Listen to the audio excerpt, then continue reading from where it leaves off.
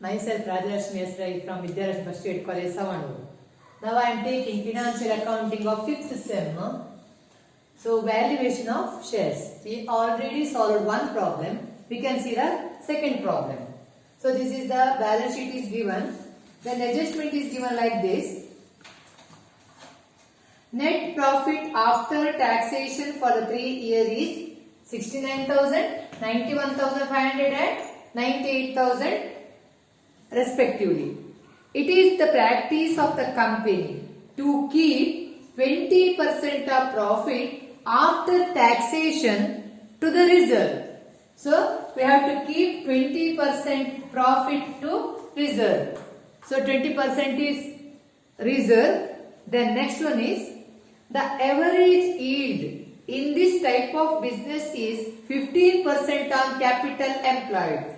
So average yield in this type is 50% of capital employed. So capital employed is nothing but normal rate of return, NRR. It is normal rate of return. Then the fixed assets were valued at 3 lakh and there is a necessary to provide RBD at 10%. So the market value of the fixed asset is 3 lakh and there is a RBD of 10%. So we have to deduct 10% of RBD from the debtors. So they ask find out the value of shares. They are given compute the fair value of shares. So they are given fair value of shares. So how to find out the fair value of shares?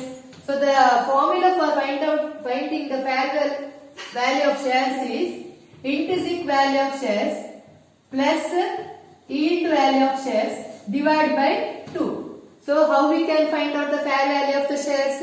By using the formula intrinsic value plus yield value divided by 2.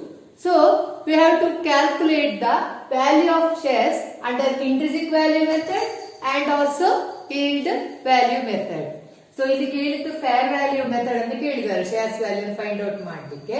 So fair value ಅನ್ನು find out ಮಾಡಬೇಕಾದ್ರೆ intrinsic value plus yield value ಬೇಕು. So intrinsic value ಅಲ್ಲಿ ಸಹ ನಾವು valuation of shares ಅನ್ನು find out ಮಾಡಬೇಕು. yield method ಅಲ್ಲಿ ಸಹ ನಾವು valuation of shares ಅನ್ನು find out ಮಾಡಿ ಅದರ average is equal to fair value of shares. So first we can find out the value of shares under intrinsic value method or market value method. So under market value method we have to find out first the market value of assets. So market value of assets, here it is given fixed asset is valued at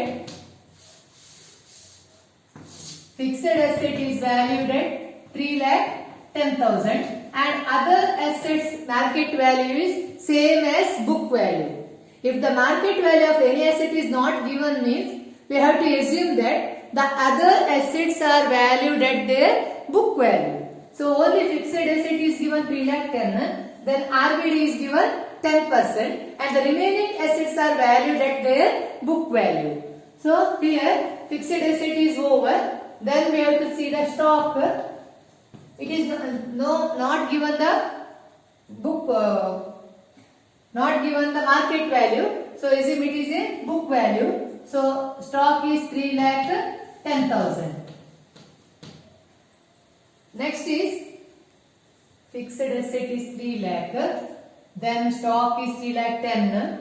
Then debtors it is given 2 lakh 3,000. So we have to deduct 10% of RBD. So remove 1 0. We get 20,300. So debtors is 2,03,000 minus 20,300. So we get 1,82,700. 1,82,700. Then last one is bank. So write bank as it is. So the amount is 1,70,000. So total the market value of the asset is 9,09,700. From this we have to deduct the liabilities payable to outsiders. It is important. Liability payable to the outsiders. See the balance sheet here. Share capital no, reserve no, profit and loss account no. Then we have creditors. So it is the liability payable to the outsiders. So the creditors amount is 1 lakh. Then provision for tax or income tax liabilities. It is also payable to the tax authority or government. It is also outsiders. So we have to take into consideration that is 1,20,000. So total is 2,20,000. Deduct it. We get 6,89,700. 6,89,700. This is called as net assets available to shareholders. It is the net assets available to shareholders. So when we are deducting the liabilities payable to outsiders from the market value of the asset, that is called as net assets available to the shareholders. So intrinsic value ಹೇಗೆ find out ಮಾಡೋದು? Market value of asset ಇಂದ first ಗೆ liabilities payable to the outsider ಅನ್ನು less ಮಾಡಬೇಕು. ಆಗ ನಮಗೆ ಸಿಗುವಂತಹದ್ದು net assets available to the shareholders. Then we can calculate the intrinsic value of the asset. So next we have to calculate the intrinsic value of shares is equal to net assets available to shareholders. Net assets available to shareholders divided by number of equity shares. Number of equity shares into 100. Once again, what is the formula to find out the intrinsic value of shares? It is net assets available to the shareholders divided by number of equity shareholders. Number of equity shares into 100. So net assets available to the shareholders is 6,89,700 divided by number of equity shares. See the balance sheet under share capital. It is given 30,000 equity shares. So number of shares is 30,000 into 100. So we get 22.99%. Or we can assume it as 23. So 22.99 is the intrinsic value of the asset. Then next we have to find out the which value? Next we have to find out the yield value. So we can see the yield value of the share.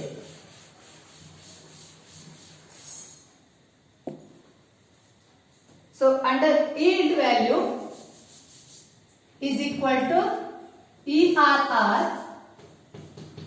expected rate of return divided by normal rate of return into paid up value of shares. Paid up value of each shares. So it is the formula. So how we can find out the yield value of their shares? Expected rate of return divided by normal rate of return into paid up value of each shares. It is not the total amount, it is the value of each share. So how we can calculate the ERR? Rate of return is equal to profit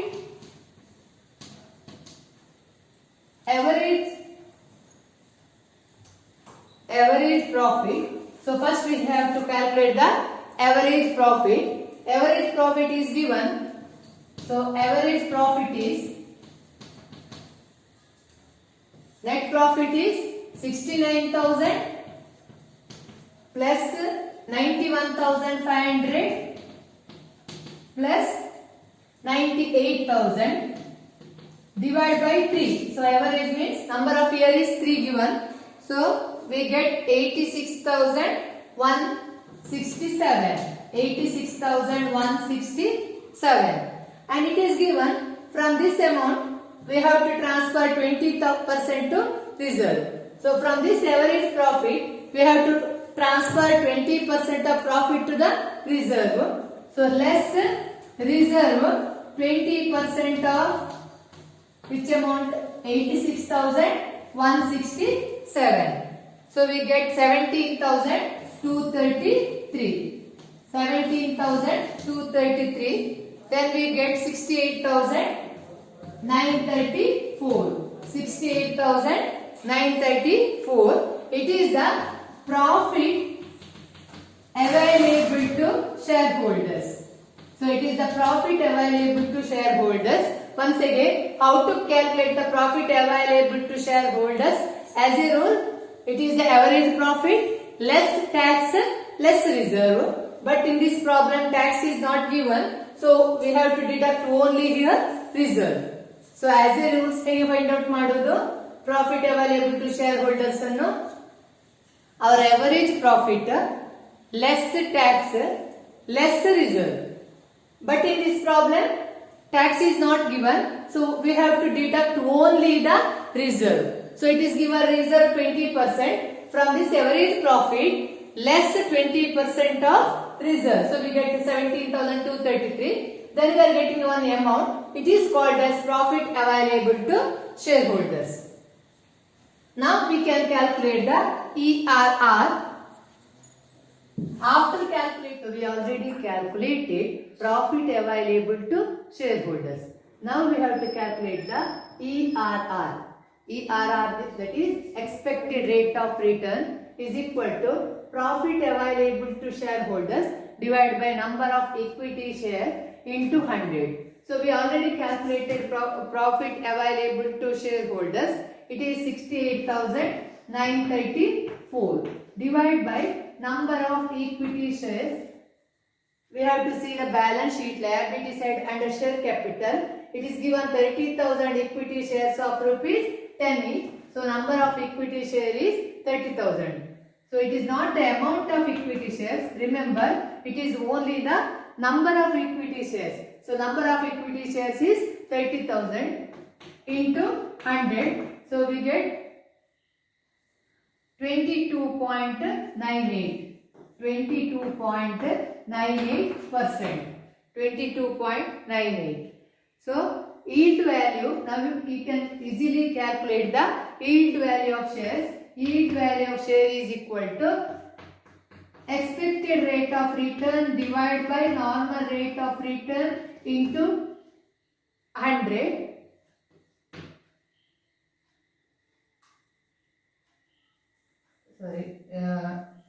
Into paid up value of each share. Paid up value of each share. So yield value is equal to expected rate of return divided by normal rate of return into paid up value of each share. So ERR is already calculated. It is 22.98 divided by normal rate of return is given in the problem. See here, it is given 15% on capital employed. So capital employed is nothing but the normal rate of return. It is 15 into paid up value of each share. It is important. It is not the paid up value of shares. It is the paid up value of each share. So we have to see once again in the balance sheet. It is given 30,000 equity shares of rupees 10 each. So this 10 each is the face value of share. Is nothing but the paid up value of each shares. So face value paid up share ಆಗಿರ್ತದೆ ಅಥವಾ ಇದರಲ್ಲಿ ಎಷ್ಟು payment ಆಗಿದೆ ಅದು paid up value ಆಗಿರ್ತದೆ. So this share is fully paid. That is why the face value is equal to paid up value. So 10 rupees. So into 10. So we are getting yield value of share is 15.3. So after calculating the yield value, now we can finally calculate the fair value of shares. So fair value of shares is equal to intrinsic value of shares plus yield value divided by 2. So we already calculated the intrinsic value of shares. It is 22.99 plus, now we have calculated the yield value. It is 15.32 divided by 2. We get yield value of the fair value of the share is equal to 19.15. So intrinsic value or asset value is 22.99 share value. Then if we are calculating according to the yield value, then it is 15.32. That means based on profit. And the fair value, that is average value of share, is 19.15. So over.